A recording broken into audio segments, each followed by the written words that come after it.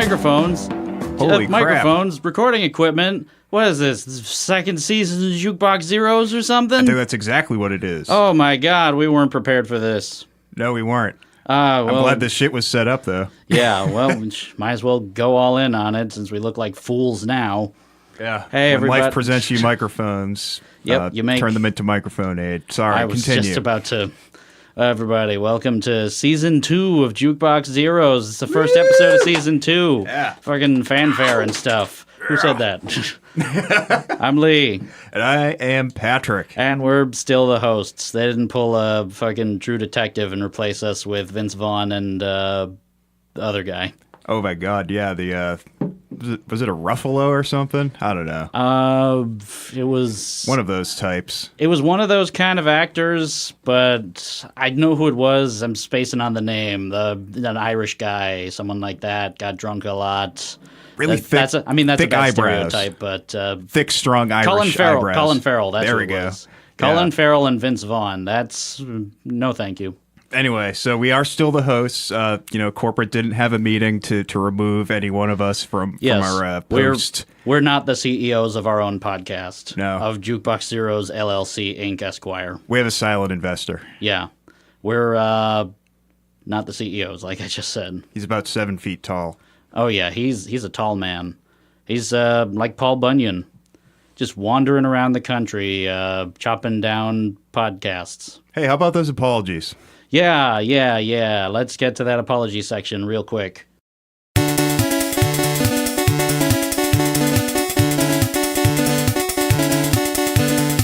I've made a severe and continuous lapse in my judgment, and I don't expect to be forgiven. I'm simply here to apologize. Anyway, you got anything to apologize for this time around?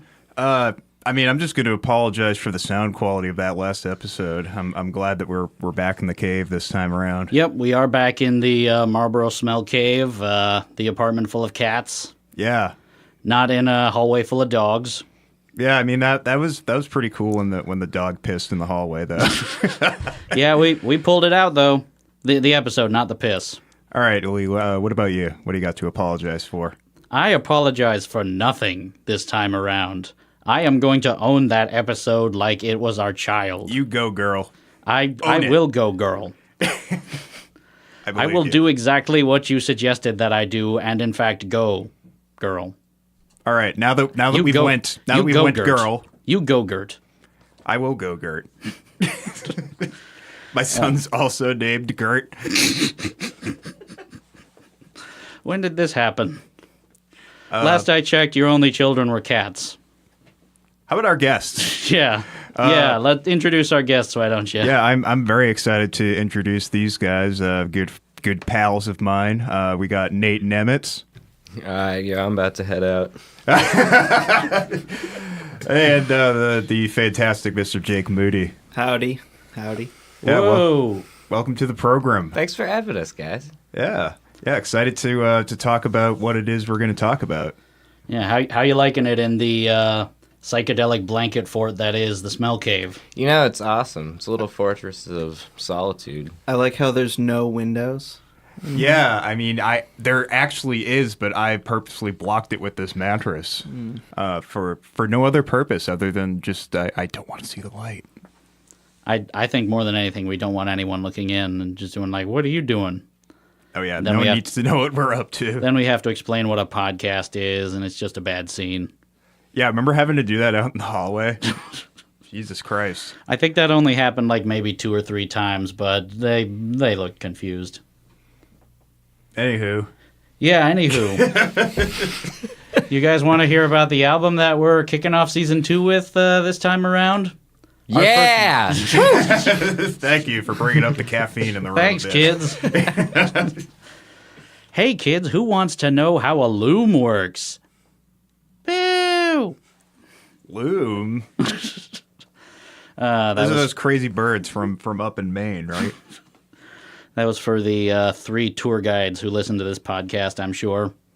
You know who you are, because we don't. Yeah, if you're out there. Anyway. Keep listening. Come on the podcast. Let's talk about the album we're doing. Yeah, that's right. We're cracking Yes. up the same old jokes. Let's talk about this album. Yes. All right. Meet Austin Wiggin Jr., a classic all-American man living in the remote town of Fremont, New Hampshire, whose life was heavily influenced by a trio of weirdly specific prophecies predicted by his palm-reading mother. She predicted he would marry a strawberry blonde woman. He did. She predicted he would have 2 sons after she died. He did, as well as 4 daughters. She also predicted he would go on to form a successful music group. By 1965, the first 2 predictions had come true with eerie accuracy. So it only felt right to Austin to help push the third one along by taking his daughters, Dot, Helen, Betty, and Rachel, not Bethany, out of school to form a rock band. He purchased instruments for them, set them up with music and vocal lessons, arranged for them to regularly perform at the Fremont Town Hall, and dubbed them the Shaggs, in reference to the then popular hairstyle and to the film The Shaggy Dog. Said to Amy, you fucking bet I am. Now I can sit alone in my room. The band never caught on. They were regularly disregarded and lambasted by the residents of Fremont for their stilted and awkward stage presence, as well as for their jittery, messy, and uncoordinated style of rock music, which at best could be classified as unpredictable and at worst, inept. By the sisters' own admission, they never intended to be a rock band in the first place, and really only went along with it to please Austin. Dot, the lead vocalist and guitarist, would explain thusly in an interview.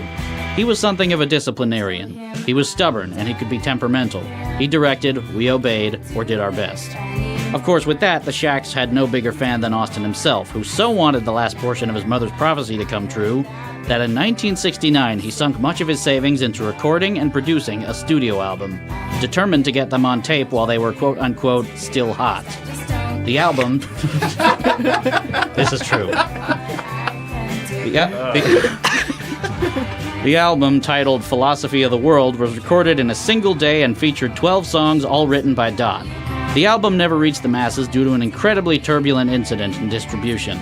The local record label Austin had hooked up with, Third World Recordings, had promised an initial pressing of 1,000 records, but ultimately absconded with the money paid to him, as well as 900 of the final product, leaving the group with only 100 original pressing copies of Philosophy of the World, which were largely circulated to New England radio stations to very little fanfare.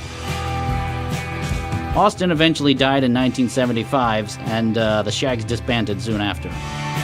Then something happened. The album, championed largely by country rock band NRBQ, who owned an original copy, convinced their label Rounder Records to reissue it. This reissue finally got the Shaggs the attention they had worked towards, but critical opinion at the time was divisive. The New York Times referred to it as hauntingly bad, and the Rolling Stones compared them to a lobotomized trap family singers. And yet it became the favorite of the likes of Frank Zappa, Kurt Cobain, and famed rock critic Lester Bangs, who notably declared the Shaggs were better than the Beatles. And now you're going to hear what we think about it.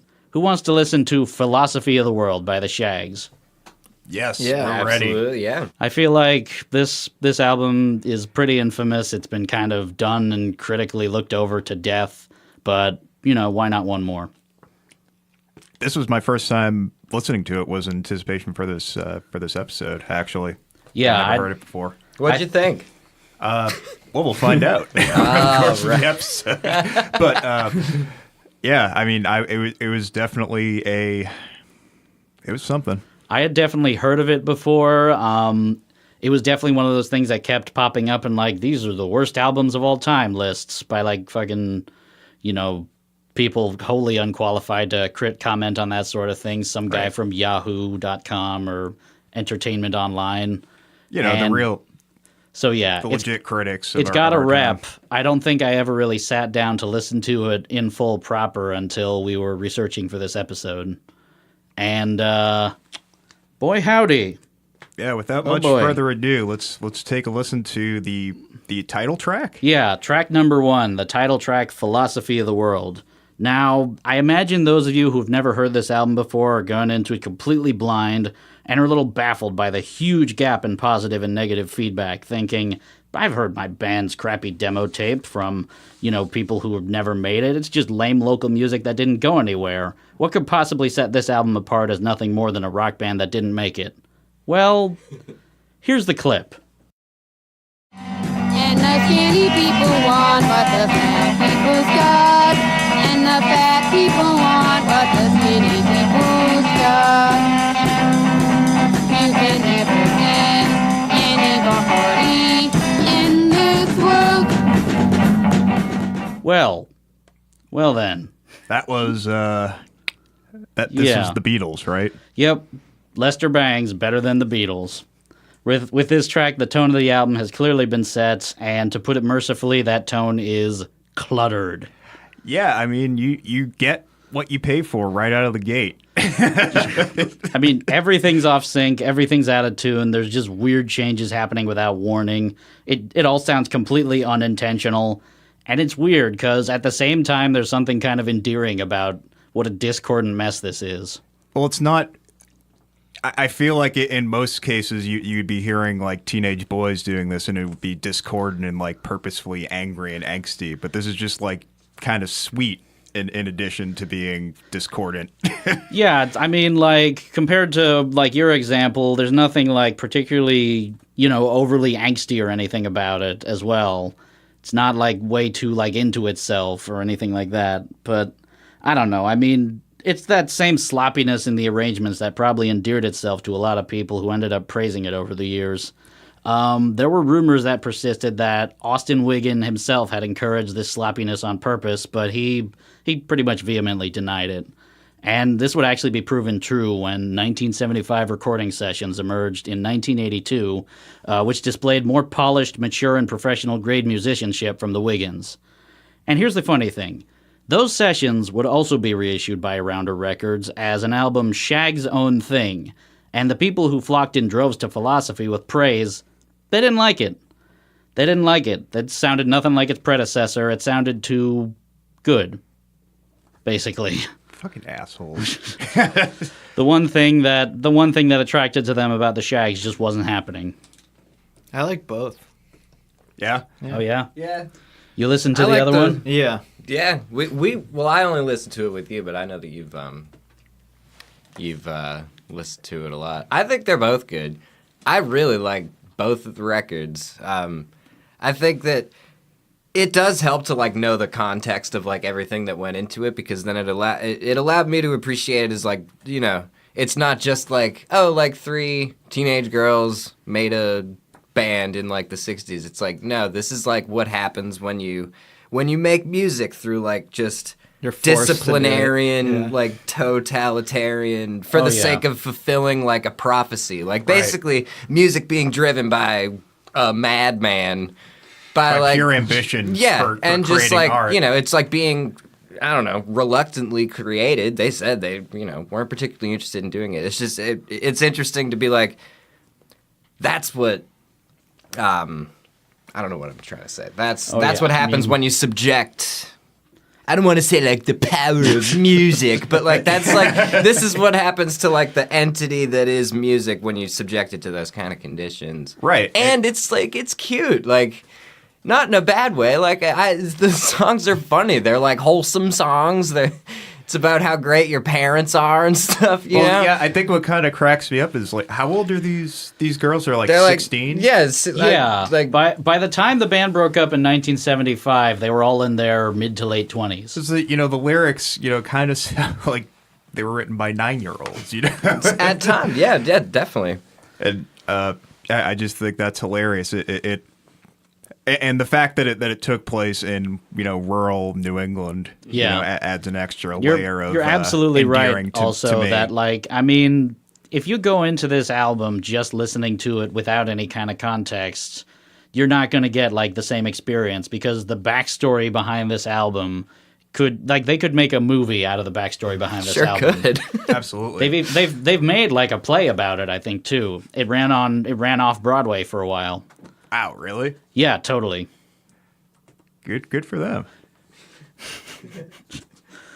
Yeah. All right. What do we First got? First track off track the album? was, yeah, that was that. Very scrappy, very messy, also very enjoyable. But I get the feeling if this is the grade of musicianship we're dealing with, it's going to be tough to review it, because it's the kind of music that really defies critical critical It's insight. tough to review it based on musicianship for Oh, sure. oh, or yeah, I mean, no, totally. it's easy to review it based on musicianship, but that's like Yeah, that's but not even the most important factor way at more, play. It's way more in complicated that, than yeah. that. I like the philosophy behind the song. You know, the skinny people want what the fat people got, and the And opposite, vice versa. vice versa. I mean, yeah, they hit upon a good point. You can never please anybody in this world. You know, you're hot, then you're cold. You're yes, then you're no. They just Yeah, Nate brings up a good point here about sort of people love foreshadowing Katy Perry. people love singing about like the opposites. Like that's one of the biggest like songwriting tropes of all time. Is Oh yeah. hey, there's these two things and they're the opposite. And Yeah, it's, I was in the can the other day, and something was playing on WeWork radio. The lyric was "Your silence is deafening." I'm like, what the fuck? That's not true. That's not true. That's not how that works. It needs to be damaged by loud decibels. poetry, man. All right, let's move on to track number 2. Track number 2 is titled "That Little Sports Car." There was a sports car on the road. On the road. I thought I knew the fella that drove. That little sports car was slippery as an oyster. Following it was like riding on a roller coaster.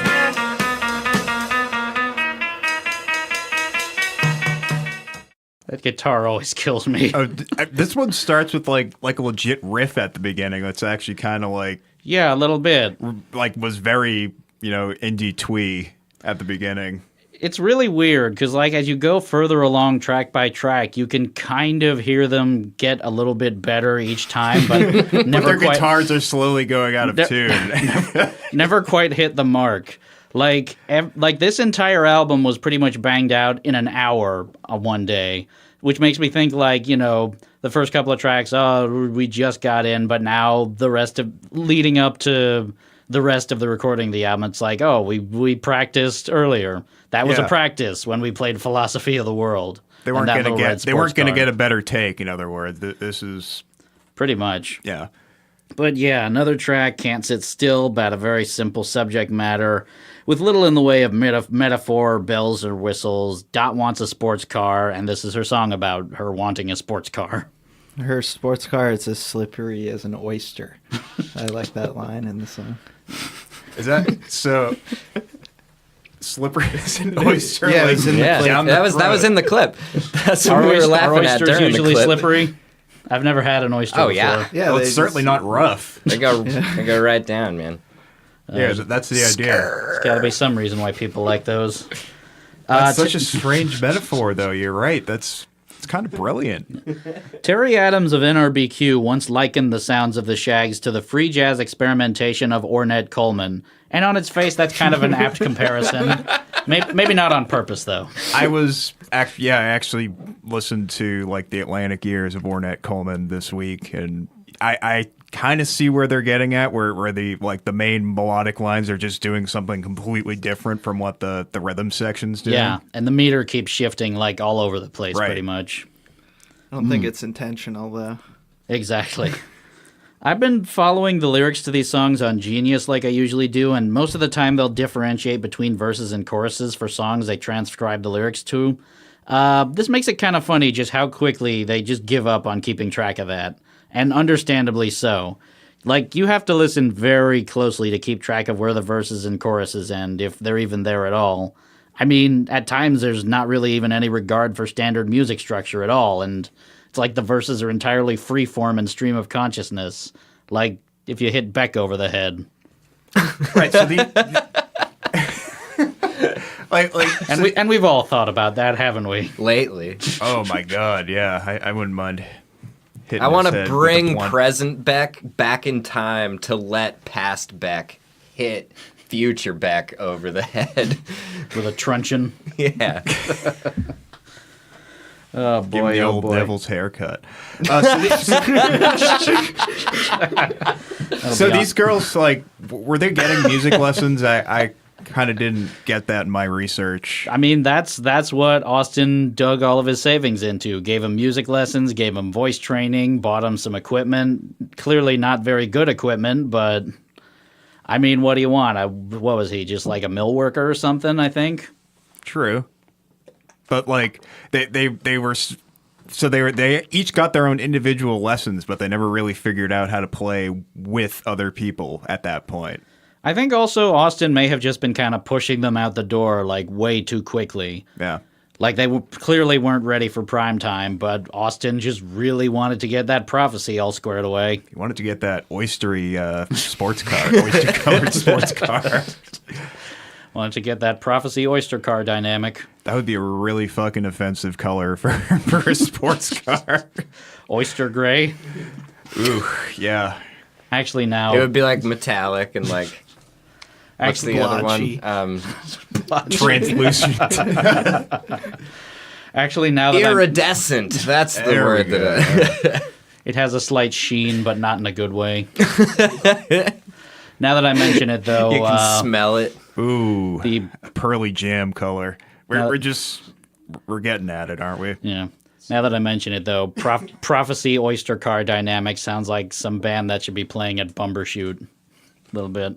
The fuck is Bumbershoot? You've never heard of Bumbershoot? No. It's basically like you've heard of Bonnaroo. Yeah, I guess. That's the basically concept of that's, it. Yeah. Bumbershoot is basically a music festival a lot like Bonnaroo, except even more all in on like jam bands and hippie folk and stuff like that. Okay. It's the kind of thing where you'd regularly see a band like String Cheese Incident. Oh right. Yeah. Yeah, How do you guys feel about String Cheese Incident? not a fan. My dad used to be like involved with them. It was either like his band and String Cheese like would play together at like a lot of places. Oh really? I think he used to sit in with them for like a little while too. I think. Oh, that's awesome. Yeah, but I mean, like, I don't know. I don't like them. I don't like the Grateful Dead. No. Well, I mean, I like the Grateful Dead. I don't like listening to the Grateful Dead. Yeah, they seem like nice people. You like the concept of the Grateful Dead. Yeah, you know, I just that's how my. I mean, no Grateful Dead, no Cherry Garcia. That's true. Damn, that would be a loss. Oh yeah. My favorite part is always when the instrumentation just drops and there's nothing but the ride cymbal and that little plinkety guitar part, because it's like the closest the album gets to shredding. Yeah, exactly. I think it's so sweet though. I get it. I totally get the twee aspect of it. That whatever. It's yeah, fine. it's hard. It's hard to dislike this album, even though by all accounts, like it's clumsy, it's inept so far, but it's just impossible to dislike. Track number 3. Let's move on to that. This one is titled "Who Are Parents?" Turning from the ones who will always be there. Who are parents? Parents are the ones who really care. Who are parents? Parents are the ones who are always there. Who are parents? I could tell you like that one. Yeah, that's an example of where you can really hear the rural New Hampshire accent do you come do you out. suppose that was a speech impediment, or they just have really, really thick New Hampshire accents? It's a little bit of both, a little column A, column B action, probably. Yeah, neither would surprise me.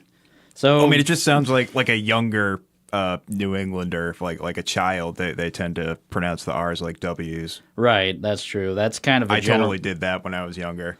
I mean that I'd figure that's kind of just a general child thing, that kind of Elmer Fudd sort of inflection. But so this song is kind of something of an anomaly if you think about it. Like this album was recorded in the 1960s. That was a time of like rebellion from authority figures, and now we just have a song that's almost obsessively devoted to inherently trusting parental figures. That's kind of interesting if you Which think is about like it. why the album exists in the first place, I guess. exactly. Like, Okay, so I guess they know what side their bread is buttered on. Yeah, there's some input from Austin on that song, I think. No doubt. And write the part about how the parents are the best and how they shouldn't borrow my car. Well, that's the thing. Like they sound so rushed that it almost sounds to me like they're being like forced to write and sing this song in the moment at gunpoint. It's like, who are parents? Yeah, That that kind of makes it a little bit creepy if you think about it. I mean, Something to consider. Dot, Betty, and Helen, the primary instrumentalists on the album, they led incredibly sheltered lives during their time as the Shaggs. Like the patriarch Austin forbade them from dating, they kept their lives very traditional and rigid, and didn't even allow them to listen to much music. Some of the only bands they were permitted to listen to were very hokey teen pop bands and artists like Herman's Hermits and Ricky Nelson. There's no influence from the sounds of the time. It's very post-teen pop, post-Summer Love 1960s, where the sounds were like gradually beginning to darken. And in a way, it's kind of uplifting that it's coming from a completely pure and unadulterated mindset, but at the same time, it's kind of creepy and Orwellian. Yeah, I definitely think that lends to the mythology and sort of what intrigues me about this record. Yeah, and like we were just mentioning, like since Austin was so steadfast and insistent on living traditionally, I thought when I heard this the first time that he probably snuck into the songwriting process and injected a little bit of George Q. Liquor style and discipline into his daughter's music. But not if the sound credits are to be believed. On Wikipedia, it just says, all songs written and arranged by Dorothy Wiggin. Dorothy, like Dot herself, emphasized this in an interview with Rolling Stone, who are normally not interesting. I always respected our parents, even though my father was strict and old-fashioned. There were a lot of kids who didn't respect their parents and gave them a hard time, so I was probably trying to get a message across to them. I'm still skeptical. Yeah. So, they didn't have a bass player in this band. That kind of bummed me out. I think there's one song that I think has bass on it. Yeah, the fourth daughter, Rachel, I think, played bass live a couple of times, but I don't think she really inured herself into the band like the core group. Right. I mean, one of them was definitely doing rhythm, and the other one was playing, playing the licks, the doodly doots. I've read that during a couple of live shows, Austin even got like the Sons involved and had them just play like tambourines and maracas and stuff. Oh, trying to turn it into a whole like traveling family band type Partridge thing, like the Family, Partridge yeah. Family, exactly. Yeah, the lobotomized Partridge Family. Yes, that's a brutal review, man. My soul just giggles girlishly with delight every time the Wiggins' thick New England accents shine through. Yeah. Who are parents? What pallets? So I'm a drummer. So I'm paying really close attention to the Shaggs percussionist, Helen, who, to be honest, she's my favorite in the whole album. I fucking love Helen. Like, her bare-bones drumming style just keeps shifting as the album progresses, and in this track, the big innovation, a woodblock. Oh, that's right. You know what, though? She's still more advanced than Meg White. Oh! Hacha! We're gonna get letters. Oh, yeah. You're going to get a letter from me. I'm sure Meg White is fine. It's easy target. I mean, it's Come on the podcast and review Love Beef with us, Meg White. I'm sorry. What's the drummer's name again for this? Helen. Helen. I It's mean, my she's- mom's name. Neat. 30 Helens agree. Yeah, I mean, Helen is playing beats. Honest to goodness beats behind there. Like, they're not lining up or anything, but, like, she knows how to play, your standard 4/4, which is, I mean, The cymbals. The cymbals are so high in the mix. Yeah. That's Yeah, true, it's- too. It's That like the could've been- loudest thing. Yeah, I mean, that could have been just how it was recorded, or just how the mics were placed, because you can see how high, like, the height of the cymbals themselves are probably right close to the overhead mics. I mean, it's funny that you mentioned, like, Helen's playing beats. It just occurred to me, she's a lot more disciplined than a lot of other drummers I've played with who can't fucking take a hint to just play the beat. Don't Neil Peart all over the place. Right. So she's got that going for her. She's not Neil Pearting all over the place. All meat, no potatoes. Is that a t-shirt? I know we've never talked about selling t-shirts, but that seems like that should be a shirt. Just Neil Pearting all over the place. Neil Peart all over the place. Pert. Oh, we have fun. Hurting for a Peart. That's the one. Hurting for a Peartin. Take it to the printers. To the printers. Take it to the printers. With your parents. Your parents. Who are pointers? Track number 4. Let's move on. Track number 4, titled My Pal Foot. My pal's name is Foot. He always likes to roam. My pal's name is Foot. I never find him home. I go to his house, knock at his door. People come out and say, Foot, don't live here no more. My pal Foot always likes to. It's a song about a kitty. This is the song that like the guitars go way the fuck out of tune, and it gets weird and microtonal. Yeah, not on purpose though. Not on purpose. Well, she's trying to play a major fourth, but it's so out of tune. The B string is like so out of tune that it makes it into a minor chord, so it gives it this very strange Middle Eastern tone that I do not think was intentional. Yeah, I don't imagine there was much Middle Eastern music happening in Fremont, New Hampshire in the late 60s. Yeah, probably not a ton, but probably a lot about cats. Music about cats. Was it a cat? I thought it was a bunny. Nope, it was a cat. In that same Rolling Stone interview where the magazine was interesting for once, Dot explains there's actually some little bit of subtle sadness in My Pal Foot. Here's how she put it. My pal Foot actually didn't have a happy ending, but I made it into a happy ending. My cat Foot disappeared and never came back, so I made it that he did come home. He was never found. Well, I appreciate you providing the citations. Yeah, that is for that sad. story. Yeah, and yeah, it's dead cat. Very sad. Yeah. It's sad that she lost her kitty, but at the same time, there's kind of some weird mood shifts in the lyrics. Like, at one point, like, it kind of jumps between, like, come home, I'm sad, to Dot literally going, like, I have things to do. I have to go home. Genuine impatience. Fucking move it along here, Foot. That's very New Hampshirean to me. Yeah, it kind of is now that you mention it. Oh, goodness. Once again, Helen really exploring the kid on this one. And still digging it, like it's all disjointed and cluttery, like a fucking Liar's track a little bit.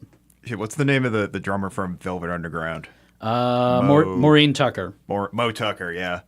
So she's like a less racist Mo Tucker. Oh, what we know now. Actually, I think even Helen's playing more stuff at once than Mo did, because like Maureen Tucker's whole thing was literally just there's a bass drum, it's been upturned, and there's a snare drum, and that's all she played pretty much, wasn't it? I don't know. Or did she even play snare drum? I think it might have just been bass drum. Here's a couple of toms. Yeah, I assume there were some toms happening. Yeah. Oh, Velvet Underground. So much of you turned problematic. Oh, we got to do that Lou Reed and Metallica album at some point. Yo. Oh yeah, we'll totally cover that. We also got to cover that one Velvet Underground album where it was just that guy Doug. That guy Doug, yeah. The guy they brought in to replace John Cale. I forget what his name was, Doug something, but no one else in the band is there except for him, the replacement guy. There's no Lou Reed, there's no John Cale, there's no Maureen Tucker, there's no one there except for Doug. It's just Doug. Doug Underground. There's also that Lou Reed record that's like all guitar feedback. Oh, Metal Machine music. That one might be kind of tough.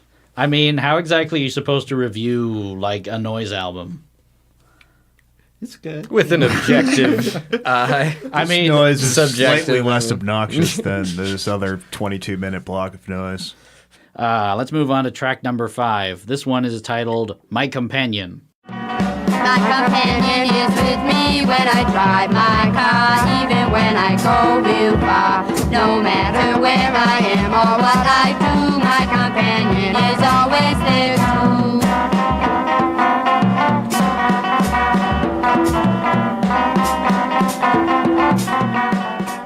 See, now the Wiggins are getting a little bit clever because this whole song is like playing with our expectations. It's like, I mean, this whole song about talking about her companion, and who does it turn out to be? It's a radio! Whoa! Ho, ho! They really threw us around the bend with that one. Yeah, I fucking missed that. I did not see that coming. Why did she bring it with her to a live music show? That's hilarious, actually. I didn't realize that she was singing about a radio, and now that you said that. So I even bring him to a show. That's how much I prefer My music, campaign. my music. radio. That's how much I want everyone to know how much I prefer my music. I will take it and play it at other band shows. I want to do That's that. a actually. power move. That is a power move. That is a right power there. play for sure. Holy shit! Did I not say that 2 days ago when we were listening to it? That's like literally what I said. It's a power move. And that intense New England accent is there again. It's with me when I drive my car, even when I go real far. Yeah, no, Helen's back on the toms again, having Yeah. some tomfoolery. She is my favorite Shag. She has her own agenda with the beats she's playing, and I wholeheartedly support it. I love the fucking smile that she has on the cover of that album. It's just so pure. Yeah, but they do not look like they really truly want to be there. I mean, they're putting on a show, but even from the cover you can tell It's chilling. It's awkward. The cover and is like stilted. chilling. It is a little bit, yeah. Especially no when you story know behind it. everything that you know now. Exactly. It's like the creepiest, creepy Stepford daughter kind of There stuff. is a bit of a shotgun wedding vibe Lobotomized. to it. Yeah. Wait, the the kind- Stepfords were though, weren't they? Wasn't that like the whole thing? I think they were. the kind of Yeah. people who would bring a radio to a live music show. Getting instructions through that radio from Austin, probably. So, out of curiosity, since it's really hard to lend a critical ear to songs like this, I looked up the town the Shaggs came from, Fremont, New Hampshire. From the way it was described in the articles, it made it out to be a very cloistered off town away from civilization, deep in the boonies of New Hampshire. But you know what? It's actually pretty close to some major cities in New Hampshire. It's close to Manchester. It's close to Nashua. So, sounds you're not a fan of those, I take it. Okay, fair enough. So, New Hampshire is, it's a complicated no place. So no potential field trip. To Fremont, New Hampshire. Yeah, record a live episode from Fremont, New Hampshire. So you're Not saying that not the Shaggs, just another album in Fremont, New Hampshire. they're saying that Fremont is just like a Marlboro in New Hampshire, probably. I mean, it's not a Marlboro. It's described on Wikipedia as a historical town, and pooling it over on Google Maps, it looks like the kind of place that would birth some Beefheart-esque music like this, except on purpose. Yeah. It's like it has the trappings of a historical town. It's like, this is the town hall. It's 20 miles to the supermarket. Bet they don't have a price shopper there, though. It's funny that you brought up Beefheart because I was hearing tiny elements of Trout Mask Replica. Oh, Over totally. the course of this, just the random sort of freeness of it. Once But again, you not on purpose. Yeah, completely unintentional. It's pretty fucked up. Yeah, funny how that all works out. So I'm going to play these next couple of clips in a row just because, it's hard to differentiate between... It gets kind of tough to differentiate between the songs after a while, but, I mean, if any of you guys want to hop in with anything, then feel free. But right now we got track number 6 called I'm So Happy When You're Near. When you're far away, you are always in my dreams. And when you're home to stay, we make a perfect team. It's so hard to have to wait for you to ride us to the gate. But when you get there, we have many news and feelings to share. That was track number 6. Track number 7, titled Things I Wonder.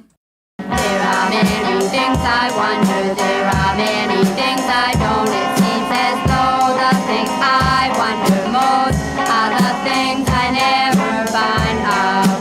I wonder about the stars above, I wonder about the birds that fly, I wonder... They're really losing steam on that one. It's kind of Yeah. great. I mean, the whole thing was recorded in an hour, but I don't think it was recorded in sequence, and I would not be surprised if, this was the last track of the day and it was like, I want to go home. Yeah, they're hungry. Dude, They want something some about Mac. something about birds, something about stars. I don't know. But what continues to amaze me is Dot's playing those lines as well, right? Like melodic lines on the guitar while she's singing. Right. I mean, she's it hitting all the usually notes. matches what she's singing. Yeah.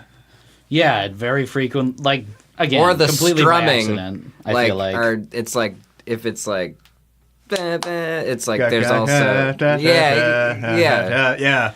That definitely seems like a very like amateur musician thing to kind of do. Yeah. Oh, yeah, I used to do it all the time. And I still kind of do. I still suck at playing and singing at the same time. I'm gonna play one more clip before like I have some like thoughts on these specific 3 clips in a row. Here's track number 8 titled "Sweet Thing." You used to make me happy, now you make me sad. You told me many lies, I've never told you one. You think you fool me, fool me, fool me. So go and have your fun. I'll play it cool and go along with you. Like those 3 songs in a row, that unbridled earnestness and unadulterated sweetness coming from them. At the time they recorded the album, like it's palpable. In light of all like the sentiments behind these messy songs, here's an excerpt from like the liner notes written by Austin Wiggin. The Shaggs are real, pure, unaffected by outside influences. Their music is different, it's theirs alone. They believe in it, they live it. Of all contemporary acts in the world, perhaps only the Shaggs do what others would like to do, and that is perform only what they believe in, what they feel. Not what others think the Shaggs should feel. The Shaggs love you. Guys, they love you. Kyle Wiggins. Yikes, dude. What the? There's more. Dude, you made your point. Yowza. No, I don't. Here's some more points. All right. They will not change their music or style to meet the whims of a frustrated world. You should appreciate this because you know they are pure. What more can you ask? They are sisters and members of a large family where mutual respect and love for each other is at an unbelievable high in an atmosphere which has encouraged them to develop their music unaffected by outside influences. They're happy people and love what they're doing. They do it because they love it. That's uplifting and fucking terrifying. It's like he's gaslighting me from beyond the grave. Jesus. No kidding. I mean, Dot wrote all those songs herself, but once again, Austin kept the sisters under his thumb so heavily that it would just stand to reason he would attempt to deflect ill will and critique with a statement like this. That's insane. At the same time, though, it just shows how much Austin just legitimately believed in the Shaggs. Like, he kept the band going for years after Philosophy's release. Even as the town hall gigs dried up and nobody paid any more attention, while Dot, Betty, and Helen just were kind of along for the ride. Nuts. Yeah. No, it is definitely bone chilling. that fucking testimony from him is literally insane. Yeah, you see those bones? They are chilled. Yeah. None more chilled than those bones. All right, let's melt my bones with a new song. Right. Track number 9. This one is titled It's Halloween, which, coming up. So Bones. Top. So topical. It's Halloween, it's Halloween, it's time for scares, it's time for screams. It's Halloween, it's Halloween. The ghosts will spook, the spooks will scare. Why even Dracula will be there. It's time for games, it's time for fun, not for just one, but for everyone. So this song is notable because it was and still is a staple of the Dr. Demento show. Like, one of the first major appearances to a wide-scale audience the Shaggs got was when Frank Zappa was a guest on the program and he brought some of his favorite novelty records to play on the program. Among them, Philosophy of the World. Not long after that, Dr. Demento regularly played tracks from the album on his program, and it became kind of a tradition to play this song during Halloween. That's all I have about that. Yeah. I mean, just a bit of levity to go along with this story of a scrappy band. Sorry. Scrappy. They're not crappy. Yeah, this song is fucking demented. I love it. Yeah. I forgot how much I like that just guitar lick that comes out of nowhere. It's Halloween. Yeah. That guitar farting. Even Jack-o'-lantern might be there or something. Even Dracula's coming. Oh, even Dracula's coming. Time for chills and time for screams. That was Jack-o'-lantern. And there's a part at one point where she just lists off just random Halloween costumes. She's like, there'll be zombies and vampires and werewolves and Cinderellas and invisible mans and Dr. Jekyll and Hydes and fairy princesses and... Oh, yeah, those great Invisible Man costumes they used to have back in the 60s. Now you got to wear reflective gear. Damn SJWs. Oh, boy. Problematic. Anyway, what do we got next? Oh, wow, we're really, dipping through this. We only got a couple of tracks left. We're at track number 10, titled, Why Do I Feel? Sometimes I feel funny and bothered up inside. Then for some reason I just got to cry. Sometimes I feel happy and overflowing with joy. Then things change and I start to worry. Back to those opposites. Yeah, great. Sometimes sad, lyrical sometimes technique. not. Sometimes not sad. Not happy, but, I don't know. I'm not sad today. This track is notable because it's the longest track on the album. It's 3 minutes and 55 seconds on an album where the tracks have rarely gone over 3 minutes and 10 seconds with kind of almost, she's getting a little bit philosophical, that Dot. Yeah. A little bit.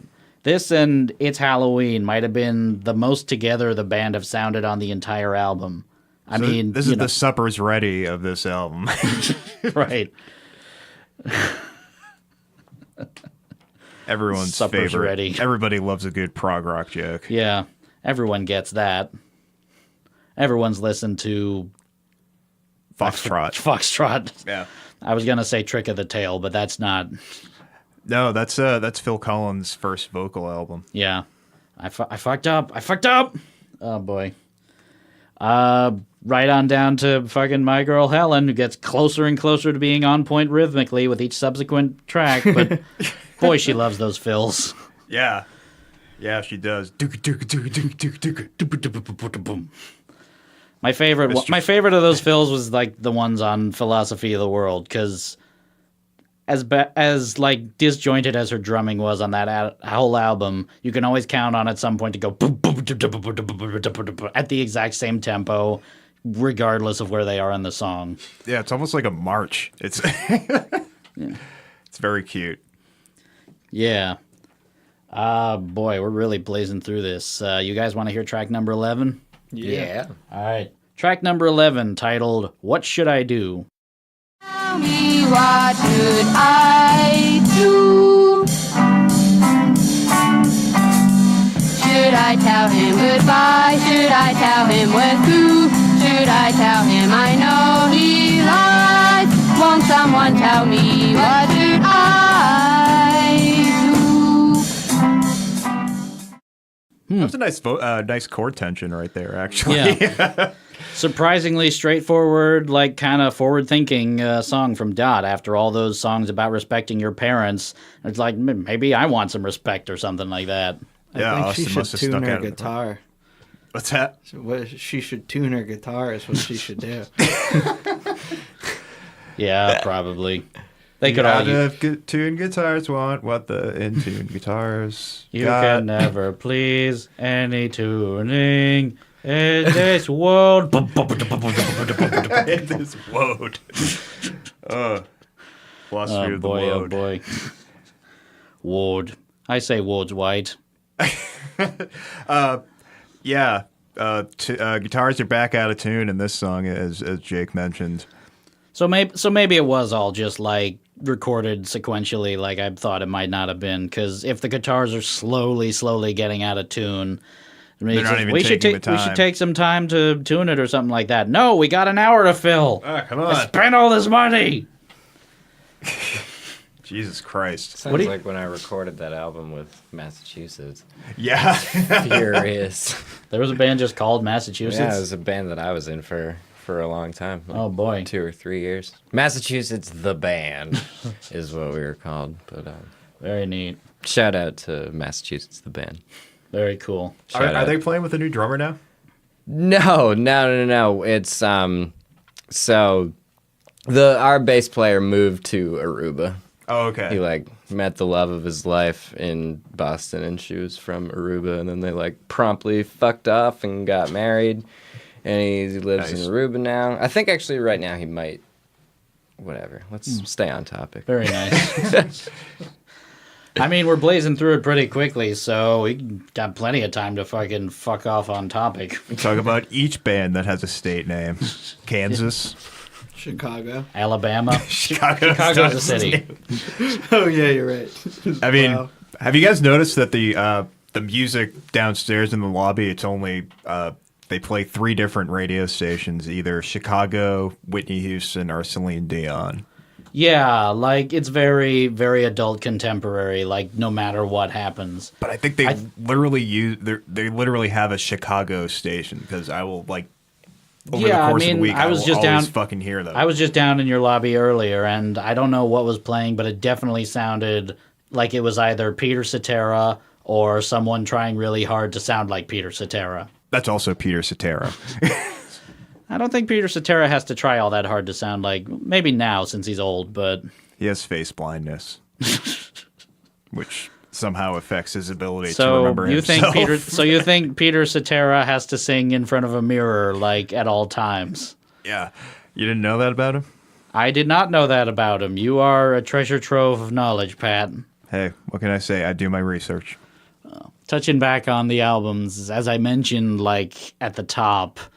the pressings of the album, like it was intended to be pressed in a quantity of 1,000. The guy who did it fucked off with the money and 900 copies of the album. Why? Why do you suppose that? What is he going to do with 900 vinyl copies of just some rinky-dink band from Fremont, New Hampshire's album?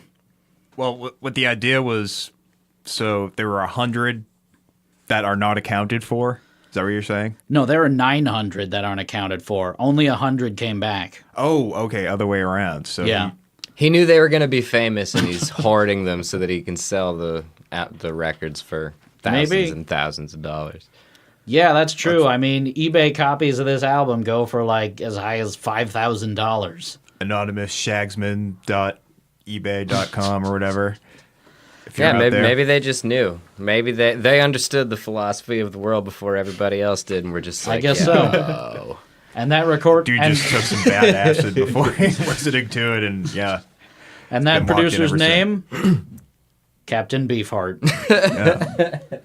Phil Spector, not Don Van Vliet. Captain Beefheart. Yeah, Not many people know this. Don Van Vliet was the stage name. Yeah, he wasn't an actual captain of anything, right? Did he have a ship?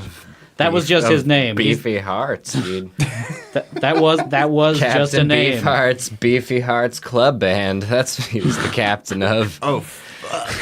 He didn't have a ship. He did have a hat, though. I think he had a hat. Oh, yeah, he had a hat. And he had, like, this weird kind of, like, Snidely Whiplash goatee, too. That makes sense. Yeah. That tracks. We're meandering a bit because we're already on the last track of the album. That's fine. Track number 12, titled We Have a Savior. Why does the world go on mowing? Why does everyone fight more and more? Don't they know we have a Savior? All we have to do is believe and pray. So you might notice it's getting like gradually less carefree track by track between this and What Should I Do and Why Should I Feel? No, not Why Should I Feel? Why Do I Feel? It really drives home the whole creepy homeschool vibe of it. Yeah, we're on Jesus territory. We have a Finally. savior. Once you look past their distinct play style, which is to say without skill, there's real depths and layers once you have the full story. Like, I want to throw a quick shout-out to a friend of mine, Shane, who had a few thoughts about this album after finding out we were going to do it. Here's what he had to say. It's rather amazing. Albeit by accident, these girls weren't intending to make anything remotely artsy. They were trying to replicate Herman's Hermits, however, by writing about the only thing they knew, their lives. And they kind of stripped away all the playfulness of Herman's Hermits and effectively created twee pop. They did. Yeah, that's exactly what it is. Yeah. You can absolutely like hear like trace amounts of this kind of music with a little bit more skill. If you've heard anything by like Kimia Dawson or She and Him or Teenage Fan Club, they just had a little more time to practice their instruments is all. Yeah, you know that I never even really thought about it like that, but you're totally right. Like, Oh, absolutely. like And the proto moldy peaches. yeah, It's like when the peaches were still ripe. when they were still It was just the peaches. before they turned. Yeah, they almost remind me of a band. When they were firm, delicious peaches. Yes. There was this kid, Joe DeGeorge, that I used to go to high school with at Norwood High, who he had a band with a drummer, this kid Andrew. They were called Ed and the Refrigerators. And it was great because it had a D in refrigerator like fridge does, but obviously in the actual word it's absent. It's Ed and the Refrigerators. So hang on. This was a Awesome. two-piece band called Yeah. Ed and the Refrigerators. Yes. Were either of them named Ed? No. Okay, Awesome. Joe and that Andrew. tracks. And these guys, like, they formed when they were in 6th grade, and they were a little more in time, but, like, it was very similar to this, like, it's, like, super quirky, just singing about, like, things in their life and a lot Singing of about marching lost cats. drums. Yeah. Actually, Joe is now one half of Harry and the Potters, if you've ever heard of them. Oh, wow. Yeah. They're Interesting. kind of famous. They are. I didn't Shout out to even Joe know that they George. were I didn't even know they were local actually. Yeah, from Norwood. Dang. Norwood. Next to the Price Chopper, or is that only in Marlboro? Yeah, we don't have Price Choppers that far east. Didn't have that luxury of Price Choppers. No, we did have. All right, we do not need to talk about the supermarkets in my hometown. Why not? Those were always such delightful like wells to go back to. Yeah, like the place I worked at on 2 separate occasions, Victory Supermarket, which is now a Hannaford's. I like Hannaford's. R.I.P. They have good muffins. They do. They're world renowned for their muffins. They're Michelin star muffins. Anyway. Oh boy. So that was the last track on the album. So it feels like we really blazed through it. So what do you say we get to our final thoughts? Man, Are there Let's listen to final it again. final thoughts? Can we listen to it again? My final thoughts. I fucking love it, dude. It's just great. It's it's mood music. You can't just like put it on and whatever. Okay, It's- so you definitely don't think it deserves like a reputation of like a worst of all time album. I think that anybody who's put like a worst of all time album title on it, they were just fucking jerking themselves off, man. It's like it's not like just a music record. It's like it's transcended that, I think. Like just this with like the story behind it and just I don't know, we've touched on just like all of the like context and mythos like attached to it.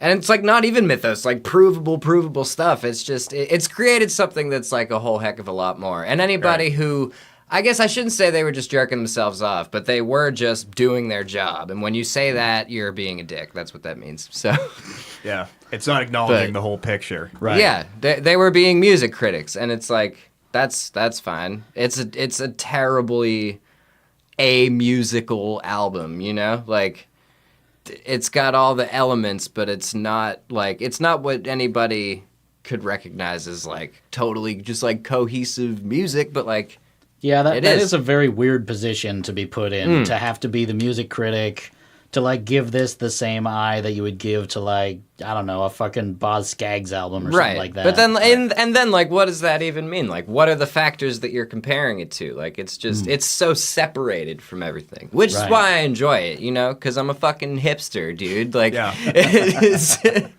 Well, music should be rated on putting the audience into consideration.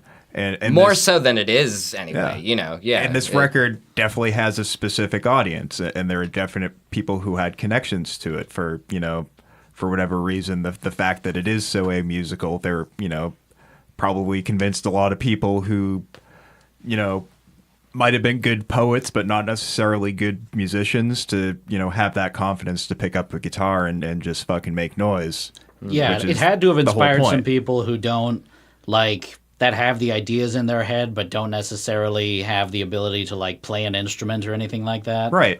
And I very much believe in... It's a cautionary tale. Yeah. It's like, hey, just because you want to make some music, maybe work at it a little bit before you just like force yourself into it and make something like this, dude. It's like...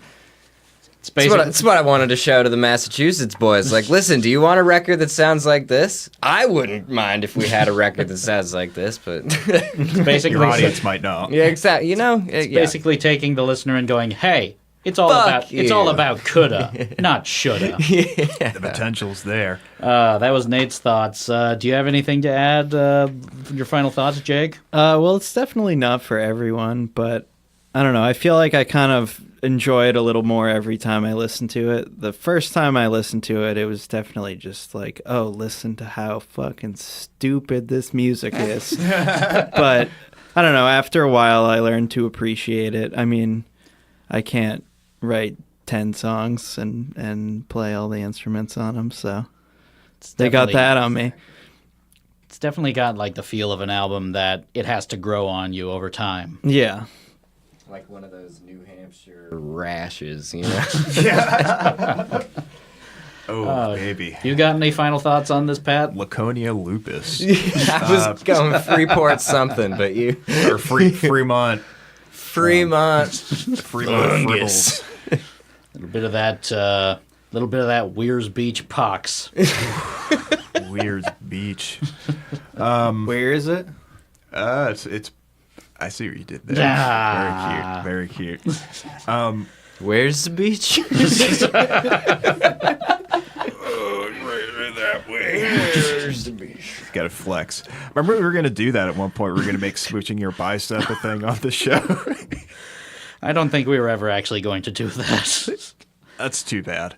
Oh, boy. My final thoughts. Nate and Jake put it very, very well. That it's not for everybody. I do very much believe that there is music for musicians and music for people who don't play music, and that that operates on a spectrum. So I get why people connect with this album, and I definitely got a huge kick out of it. It is fucking stupid and silly. Just take it for what it is, and don't overdo it. I think. And don't be upset if you show it to somebody like, isn't this awesome? And they're like, no, I fucking hate this. Yeah, exactly. Like, don't be fucking surprised. And I think, Austin's liner notes there are insane and a bit over the top. But, like, if you were to take that sentiment and, take it down to about a 7, it's at 10, maybe it's like burn it down a little bit. You got something there that, is actually very profound, which is that these are non-musicians who just had, and pure unbridled aggressive ambition imposed upon them. And this imposition created this just whack-ass, like just obscuro album that, we all get to enjoy. It's a piece of media. It's just like an entertaining piece of media. It's not necessarily an album, a musical album in the traditional sense. It's just an entertaining piece of media, and it should just be appreciated as such. It is definitely by no means like a worst of all time album. Like, even if you look at it on a surface level, just as an ineptly performed collection of songs, it's really hard to contend with the sheer scope of influence it had as an outsider album, and for the cult following it's attracted. And when you look at it even more deeper, like, it's more than just a noisy wreck. Like, you got the whole backstory, and there's just layers of tragedy and unease behind it that just feeds into this weird narrative backdrop behind the record. So, Philosophy of the World would be reissued innumerable times and become the subject of an array of tribute records, and as I mentioned, even an off-Broadway musical. Helen Wiggin unfortunately died in 2006, leaving only Dot and Betty as the lone surviving band members. I didn't know that. Yeah. That's too bad. Dot would eventually release a solo album through Jello Biafra's Alternative Tentacles Records. Nice. And as a duo with Betty, she would reunite to perform as the Shaggs on and off, more recently in 2017 at Wilco's Solid Sound Festival. Interesting. And ultimately mark one of the more peculiar chapters in the history of indie music. Fuck Austin Wiggin. Fuck him. Damn it. Yeah, I mean, he kind of got what he wanted. Yeah, He didn't get to enjoy the fruits of it, but right.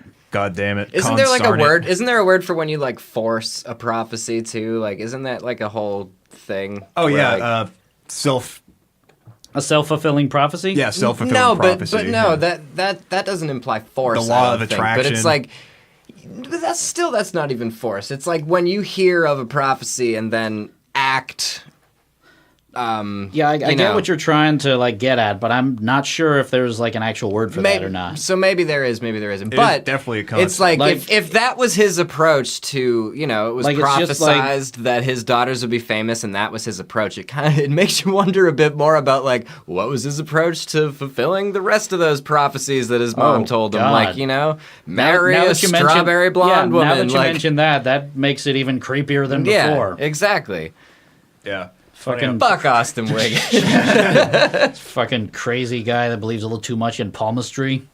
Let it be known, Jukebox Zero says, fuck Fuck Austin Wiggin. Austin Wiggin. You know what? You don't get to come on the podcast, Austin Wiggin. Well, he's dead, so. Yeah. Dot and Betty, you can come on the podcast all you want. You can't bring your dad. I mean, You can't unearth and exhume the corpse of your dad and bring him with you to be on the podcast and review Love Beach with us. I'm looking up how just far away not- Fremont, New Hampshire? is. 49 miles.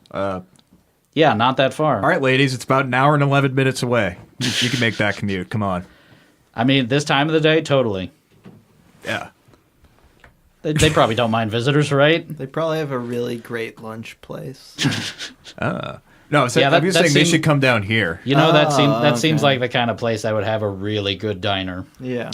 That's small, really Fremont small. Diner. It just sounds awesome. I bet they have a micro creamery. But they got gigantic pancakes.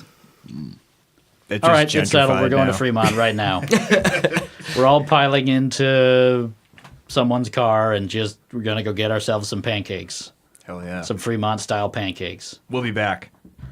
Before we do, though, Nate, what would you say is your favorite track on the album? Probably My Pal Foot. All right, Jake, what was your favorite? I'd say it's Who Are Parents. What was your favorite, Pat? Oh, it was tough. There are definitely a lot of greats. Foot and fucking Poor Parents are so fantastic. I got to go with This Is Halloween. My favorite's the title track, Philosophy of the World. Yeah. Now, what would you say is your least favorite track, Nate? If you could quantify such a thing. I guess. If you can qualify that Yeah, sort of no, thing. so it would have to be one of the ones at the end that it's just like it's actually difficult to listen to. Just like the strummed, like completely out of tune guitar. Just like I can't think of either of the names of them right now. But like the third to last and second to last track. Those are Why Do I Feel and What Should I Do? Yeah, those are probably my least favorite, just because like I think that they're the most grating of like the whole experience. It's just like like That's fair. the hardest on the ears, Right. But it's still it's still part of the album. Yeah. I weirdly found the. Am I cutting in? No, I think that's it cool. shakes Go up. for it. All right. We need to fill Found time. like the more grating moments to be, but like the more obnoxious moments to be oddly satisfying for some reason, or it just like cracked me up a little more. Like they were a little cathartic. Yeah, like it was so nihilist to me that it was really hard for me to pick a least favorite track. I'm probably gonna go with "We Have a Savior" because I don't know, fuck Christianity. What was your least favorite, Jake?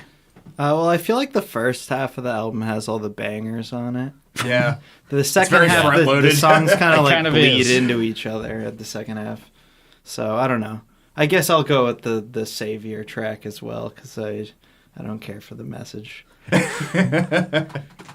My least favorite, and this is probably going to lose me some brownie points. Who Are Parents? That one kind of creeps me out, knowing everything we know about Austin Wiggin. And it kind of ruined my enjoyment of it upon repeat listens. yeah, good point. Yeah. Yeah. I'll buy that for $1. I'll buy that for a Fremont pancake.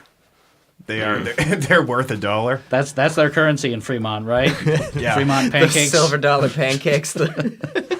Oh It's the boy! exchange rate. And that was philosophy of the world. Ah, Yeah, we thanks- did it, guys. yeah. Thanks for Awesome. coming on the podcast, Hey, thanks for Nate and having Jake. us. Thanks for Thanks having for us. You having guys, us, man. you guys got anything you want to plug? Crush Mode and the Girls, new album, 2020. Wait, is it coming out in 2020? It's called 2020. It's coming out in like 2024 maybe, but like 2019. yeah. Nice. 97, 96. Yeah, we hip hop. We'll plug ourselves if you guys ever want to have us back on the show again. That would be awesome. Maybe Oh, totally. maybe if you did like 12 Golden Country Greats or something, that could be a fun one. For Ween, By right? Ween? Yeah. Is that really like a It was infamous album though? Well, it was People don't like Yeah, it. people 'cause don't it's like all it. country songs. Yeah. Well, it's like Maybe. I like it. yeah, Ween fans, were turned off by the countryness, and I think country fans were turned off because they thought by they were the like weenness. insulting. Yeah. Yeah. But I thought that album had like one of their biggest songs. That was the one that had like "Piss Up a Rope," right? Yeah. Yeah. Great True. song. I like that album. Yeah, it's good. You know the Jordanaires did backing vocals on that fucking Did whole they really? album? Yeah. The whole album. The Lumineers. No, Hey, no, like Elvis's like Graceland backup singers, like that right? the very same ones. That's yeah. pretty impressive. Yeah. yeah. Yeah, I think there are a lot of movers and shakers on that record. What about you, Jake? You gonna plug anything? My phone in later when it dies. But That's No, I got that's a good idea. Oh, that was great. Plug Comedy the- Bronze. All right, you got anything coming up that you want to plug, Pat? I got a few things coming up. I am playing at. Hold on, I'm opening up my email here. All right, here we go. We're gonna edit this out later. Sorry, that took forever. Yeah, we're playing at McGann's on September 29th. With that's Bears for Years is playing. That is. We're playing with Ruby Fruit Jungle and the Golden Years of Dutch Pop. That's Saturday, September 29th at McGann's in Very Boston on Portland Street. And then Smell, my project, is going to be playing at O'Brien's on Thursday, September 20th. So that's coming up soon. O'Brien's Pub in Alston, Massachusetts. O'Brien's Pub in Austin, Massachusetts. Is that what you mean? Yeah. Brian. Oh, bees. Harvard Brr, brr, brr. Ave. Yeah, come on down, get a hot dog, say hi to Ryan Agate. He's a they good do have guy. great hot dogs. Do they have hot dogs there? They Yeah. do. They roll them on Yeah, they out. do.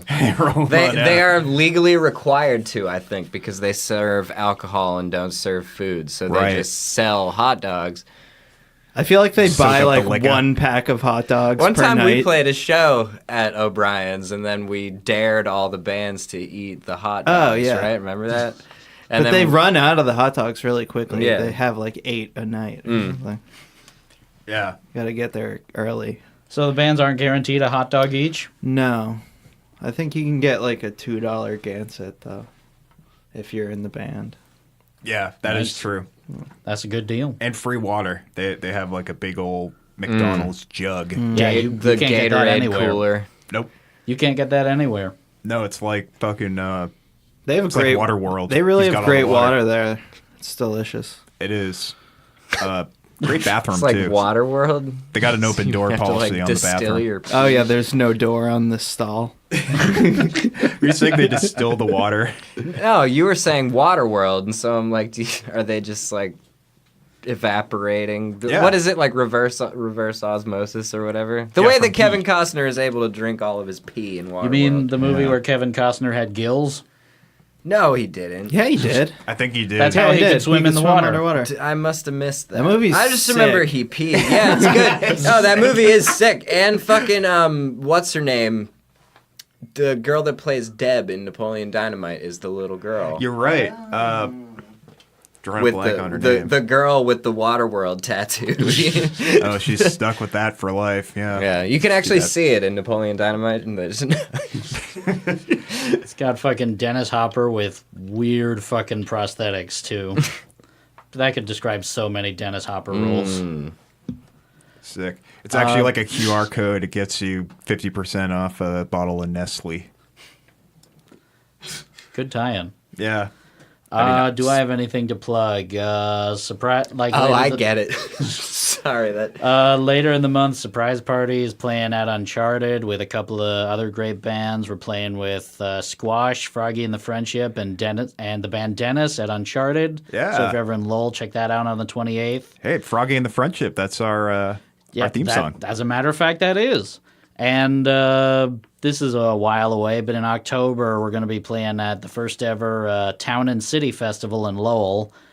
Details are still a little bit scant on that, but we're playing like a little show there with Daisy Bones and Phil Canberra and the Space Cadets, so that should be pretty cool. Yeah.